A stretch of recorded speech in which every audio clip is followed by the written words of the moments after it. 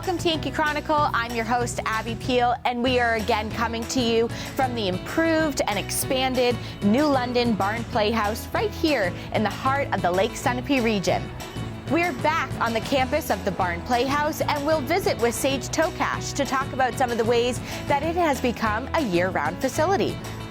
Stu Greer from the Lake Sunapee Protective Association will introduce us to their Let's Be Clear campaign to keep our waters as pure as they can be. Fred Nystrom will introduce us to one of the newest features at Andover Historical Society's Potter Place train station. And we'll close with Sheila Wallace, one of the ELF volunteers with the Lake Sunapee region V&A's Christmas Kids program. But first, a few words from the good folks that make your Yankee Chronicle possible. Please don't socially distance yourself from these businesses because they are an important part of our community.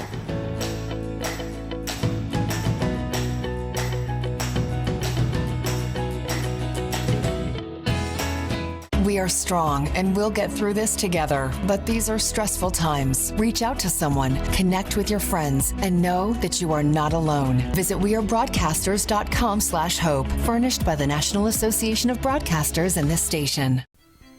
This program is supported by Main Street Bookends of Warner for books, toys, games, cards, gifts, and a gallery of local art. Main Street Bookends of Warner.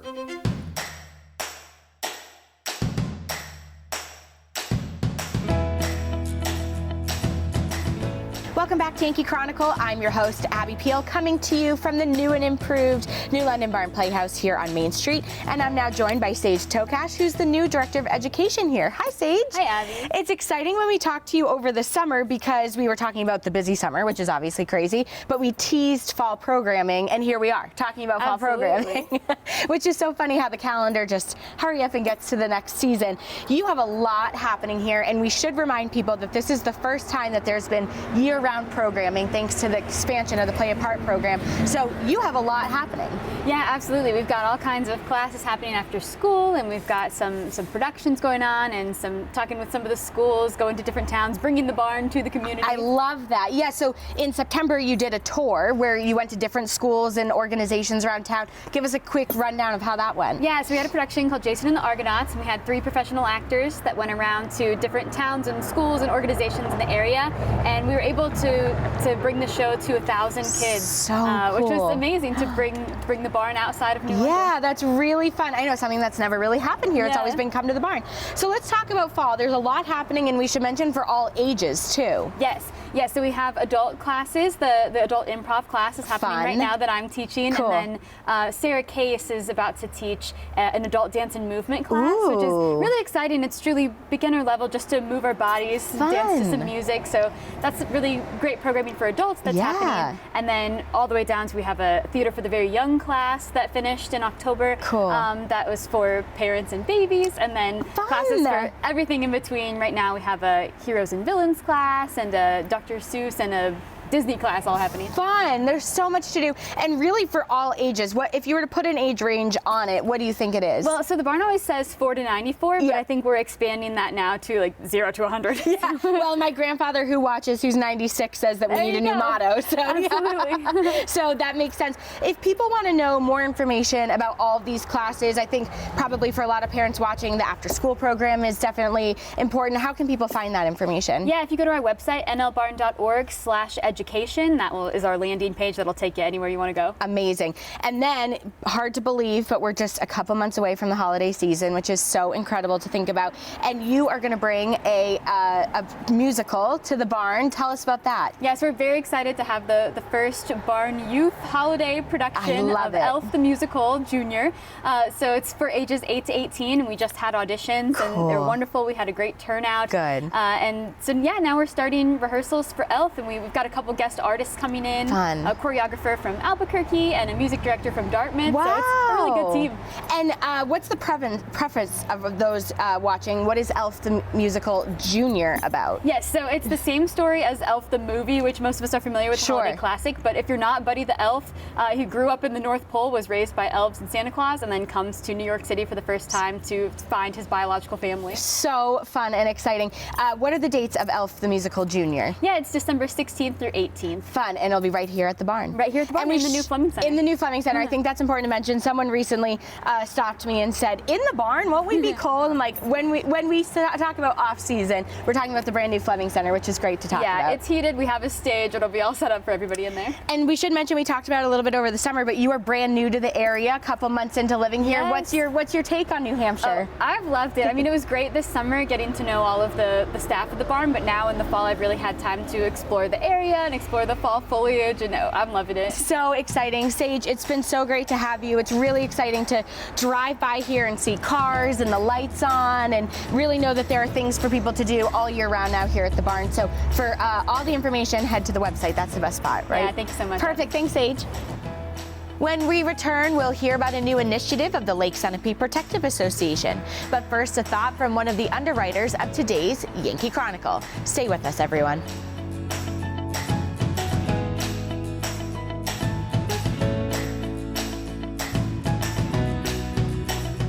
When you take your car in for an oil change, a good mechanic will also take care of other routine maintenance to make sure your car runs safely and efficiently. Protecting your health isn't much different. When you get a COVID-19 vaccine, it's important to make sure you're also protected from other serious but preventable diseases. It's easy and convenient to get other routine vaccines at the same time as a COVID-19 vaccine. So make sure you ask a healthcare professional about other vaccines you may need to maintain your health. This program is supported by the Innertown Record, your weekly hometown community newspaper covering the Kearsarge-Sunapee Sunshine region of New Hampshire. The Innertown Record.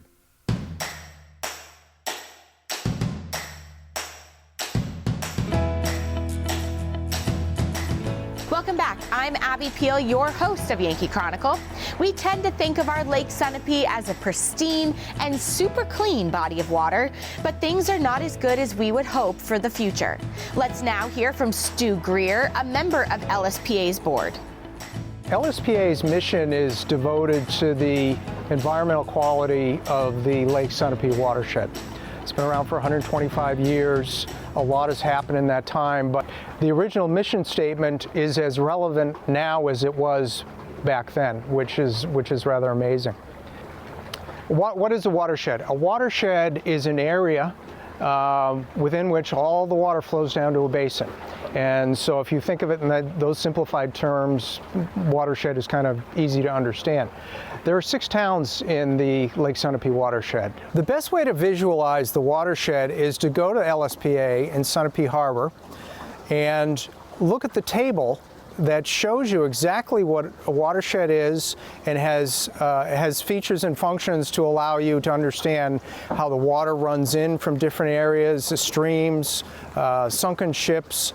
It's really quite fascinating, and I'd encourage you, if you go, bring your kids to operate the table and bring your neighbors. It's really, really impressive.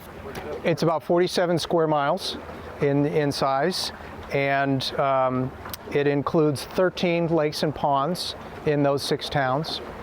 So the LSPA as an organization is focused on that watershed, and I'd go a little further and say not just the watershed, but the towns in the watershed, because the practices are going to be the same regardless of whether something is on one side of a line or another. The Watershed Committee, which is made up of volunteers and a few staff members of LSPA, but primarily volunteers of a very diverse group of individuals from the watershed. They're not all from Sunapee, not all from New London. They're out in Springfield and Sutton and elsewhere, but it's a diverse group. Many of whom were not involved in environmental causes before coming to the area and learning about what's important up here. And the Watershed Committee's charge is to move the LSPA Watershed Management Plan objectives forward. So to identify the tasks that should be priorities and to implement those tasks. So we got together with the committee and we identified two things that we should focus on. One of them was enforcement of existing zoning ordinances in some of the waterfront towns, New London, Sunapee, and Newbury to start with. And the other was to provide a public awareness campaign, because one of the most important things to change the trend of declining water quality in our watershed is to have individual behaviors change. If we don't do that, then our water's really in trouble. Some of the causes of water quality decline have to do with things like phosphorus and salt and other substances running off into the lake. For instance, 80% of the phosphorus that runs into lakes and ponds is due to human activity. Things like construction, things like fertilizer on lawns, septic systems that aren't maintained, all create runoff of phosphorus into the lakes. What happens when there's excess phosphorus in a lake or a pond is you get cyanobacteria blooms, which is a toxic bloom that is harmful to people and to animals, and it can ruin lakes and ponds, make them unusable. And if lakes and ponds are unusable, not only do you not have the ability to enjoy the water, you have a problem with economic impact. The value of property is directly related to how clean water is. And so we're hoping that with the public awareness campaign, if people aren't just concerned about the environmental quality of the water, we hope that they're concerned about the economic aspect that directly affects everybody. The economic value of an area is primarily reliant on the tax base of property, and it's property in the whole town. And so if you don't have the tax base there, you're not going to have the services, you're not going to have schools, and your property value is going to go in a downward direction pretty quickly. So there's a number of things that individuals can do to help preserve the quality of water in our watershed. Eliminate the use of phosphorus-free fertilizer. Don't apply it within 100 feet of water. Use non-toxic pesticides and herbicides, which otherwise will run off into the water. Pick up after your pet. Maintain your septic systems if you have them. Get them pumped every 3 years. Get them inspected. If you have a lawn that goes all the way down to the water, plant buffers along the water's edge that'll help retain the water, help it soak in before it gets into the lakes and ponds. Don't feed the waterfowl. We want to reduce E. coli in the water. Cover bare soil with plants or mulch. Follow state and local tree cutting and construction rules. So one of the things we've been doing is we've been going out and talking to homeowners associations, lake protective associations, and civic groups about this public awareness campaign called Let's Be Clear.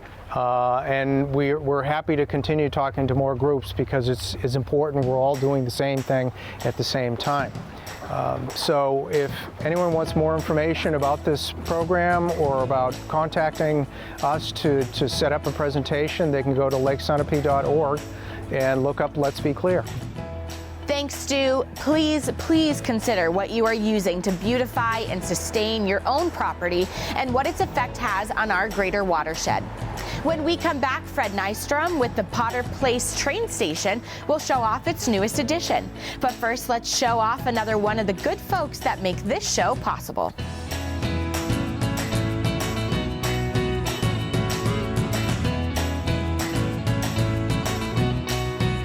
In every family, small conversations can make a big impact. I grew up on tour with my parents. Kind of different, but we bonded over music and we talked. Honest conversations, like when my dad shared his experiences as an alcoholic. Your honesty gave me a sense of integrity that I wanted in my own life. And I wanted you to know, from someone who's been in recovery more than 30 years now, that hard work is what creates success, not alcohol or other drugs, in whatever you do. Talk, they hear you. Where are you headed? Just gonna hang out. If any of your buddies ever pressure you to take a drink, just tell them you promised your dad you wouldn't. I promise. Love you too, Dad. They really do hear you. For tips on what to say, visit underagedrinking.samhsa.gov. This program is supported by H.R. Clough and Kearsarge Heating. Their full-service model offers oil delivery, propane, motor fuels with design, installation, service, and maintenance of all types of oil, gas, and alternative energy systems, as well as air conditioning, water conditioning systems, and backup generators. Their highly trained and friendly staff will assist you throughout the process of buying, installing, and servicing a full line of energy products. H.R. Clough and Kearsarge Heating.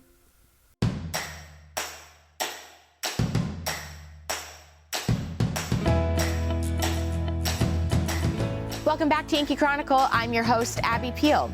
The Andover Historical Society's Potter Place train station is one of the properties that brings the history of our region to life.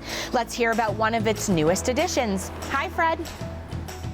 What you have back there, that large white apparatus that extends from the roof of the station, is a train order signal. And it's not a traffic signal as commonly would be understood.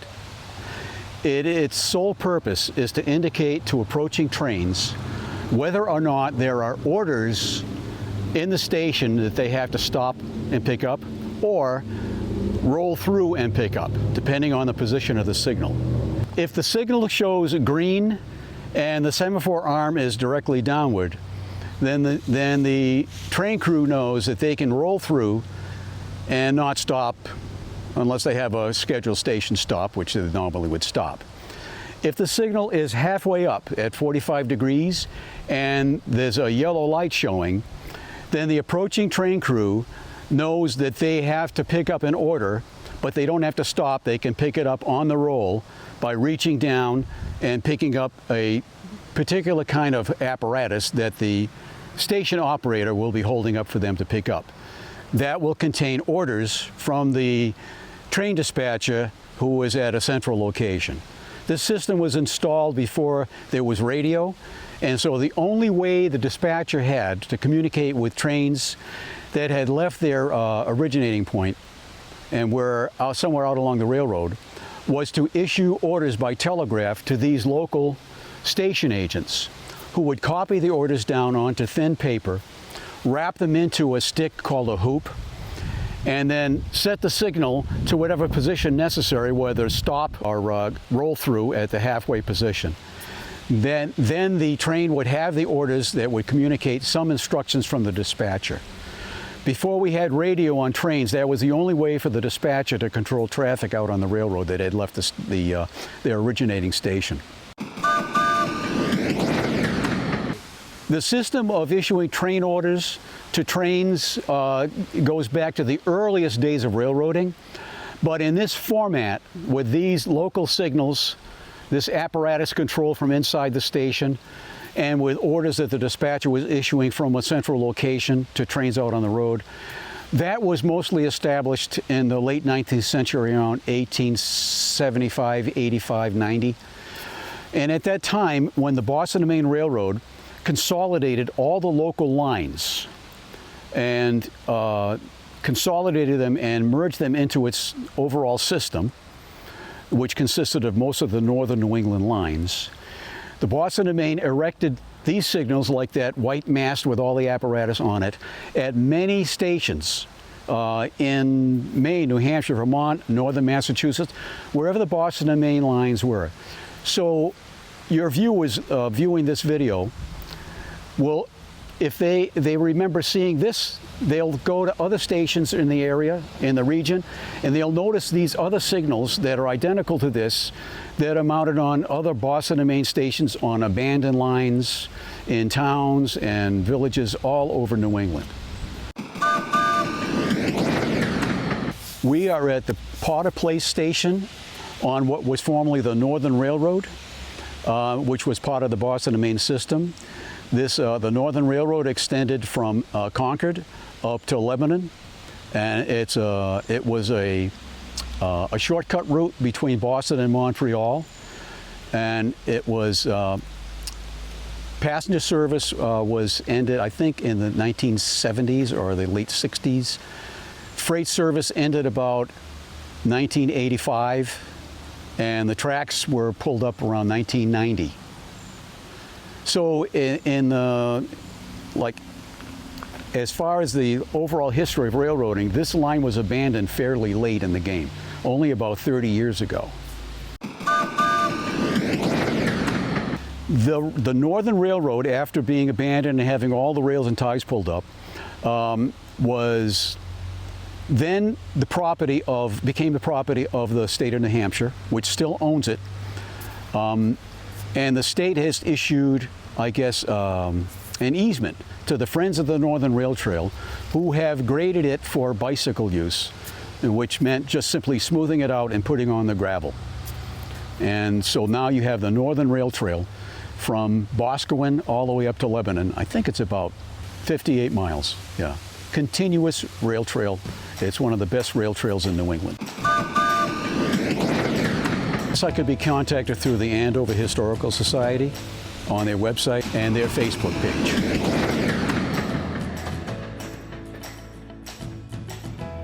Thanks, Fred, and thank you to the Andover Historical Society for your efforts to tell the story of our area's past. When we return, Elf Sheila Wallace will tell us about this year's version of the Lake Sunapee VNA's Kids Christmas program. But first, let's do what we can to make sure there is a future version of your Yankee Chronicle. Please stay with us.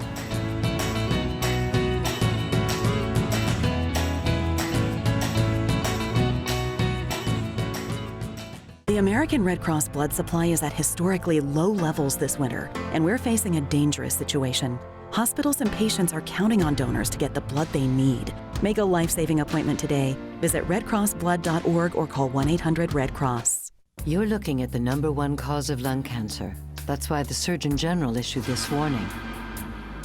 Now you're looking at the #1 cause of lung cancer for non-smokers. That's why the Surgeon General issued this warning. Radon is an invisible radioactive gas that seeps inside your home from underground. Whether you smoke or not, radon can cause lung cancer. Protect your family. Have your home tested. Call 1-800-SOS-RADON. Radon problems can be fixed. This program is supported by Echo Communications, a digitally integrated commercial printer and mailer located in New London, New Hampshire since 1997, with roots going back much further as the country press, AccuMail, and the home of the Kearsarge shopper. Echo Communications.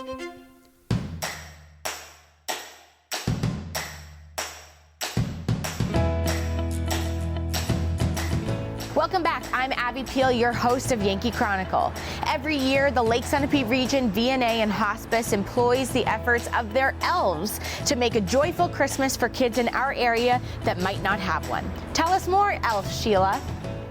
I am honored to be a part of the Kearsarge Kids Christmas program as a Lake Sunapee VNA volunteer. This will be my 5th year as an elf. The first 2 years I worked with the program, we provided actual gifts for the children. Due to the pandemic, for the last 2 years, it was felt that gift cards would be the most appropriate way to go. Everyone involved agreed the program should go on one way or another. This year, we're going to once again be providing gifts for the children. We are super excited that this is going to happen. The team begins planning in September, and I know that sounds a bit early, but there's a lot of behind-the-scenes planning that needs to be done initially. One of my responsibilities has been to monitor the elf line that is set up by the VNA. I personally speak with everyone who calls. I have met many delightful and caring people over the years. And during these conversations, I will seek them out and try to find their preferences for the families that they would like to sponsor. Large families, small families, older children, younger children. So we give everybody an opportunity to match up as to what would be comfortable for them. The Kearsarge School District nurses, as well as school nurses from Grantham and Andover, distribute the application forms and information to the families in their schools in mid-September. They are the first step in making the program the success that it is. Area town welfare offices also help identify families in need. The program is definitely a collaboration of many, with the Lake Sunapee VNA providing support and oversight. Once we have our list of families, myself and 2 other elves meet up and match families with a sponsor. There are several churches in New London and surrounding towns, as well as businesses that support the program by adopting families and purchasing gifts from the wish list the families have given us, or by making a donation or purchasing gift cards. The generosity of the Kearsarge area community is just incredible. This generosity has allowed the program to provide a gift card for Market Basket for several years now, which helps to provide a meal or something else that may be needed in the families' lives. Sponsors who adopted families deliver their gift bags on the first Saturday of December, and on Sunday the gifts are picked up by the recipient families. Both mornings are very special times, especially for us elves who have spent so long putting it all together. I won't personally be there when the children open their gifts and see their happy, smiling faces, but just knowing that many very caring people were able to make this a special day will bring a smile to my face. What's not to love about being part of a program that brings so much happiness to children and families at Christmas? Last year, the program was able to help approximately 50 families and 125 children. I encourage anyone who is thinking about sponsoring a family or making a donation to this very worthwhile project to do so. You will not be disappointed. Please call our ELF line to sign up or with any questions at 603-526-4077, extension 356. I look forward to speaking with all of you. Thank you, Sheila and the VNA, for your work keeping us healthy, both physically and mentally. That's it for this week from the New London Barn Playhouse. 90 years and counting of the best stage entertainment and now year-round activities in their improved and new facilities. Next week, we'll hear from Diane Muller, a member of the First Baptist Church, about her involvement in their ministry. Tim Blagden of the Concord Sunapee Rail Trail will give us an update. Tune into our live football game of the week on TDS TV 13 and 1013, NCTV 8, Apple TV, Roku, and at ycnnow.com Friday the 21st at 6:25 as the Kearsarge Cougars host the Campbell Cougars. All of our games are replayed on Sunday and Monday at noon and 7 p.m. and anytime on demand at ycnnow.com. Tune in to our League of Women Voters Forum featuring the candidates for the New Hampshire House from Merrimack District 7, serving New London and Newbury. You can watch it Tuesday and Wednesday at noon and 7 p.m. on October 25th and 26th and November 1st and 2nd. Check out the program schedule at ycnnow.com for the most up-to-date information on games, Yankee Chronicle, and specials. I'm Abby Peel. Tune in again at this same time next week for your Who, What, Where, and When show, Yankee Chronicle. Stay safe, everyone. This program is supported by H.R. Clough and Kearsarge Heating. Their full-service model offers oil delivery, propane, motor fuels with design, installation, service, and maintenance of all types of oil, gas, and alternative energy systems, as well as air conditioning, water conditioning systems, and backup generators. Their highly trained and friendly staff will assist you throughout the process of buying, installing, and servicing a full line of energy products. H.R. Clough and Kearsarge Heating.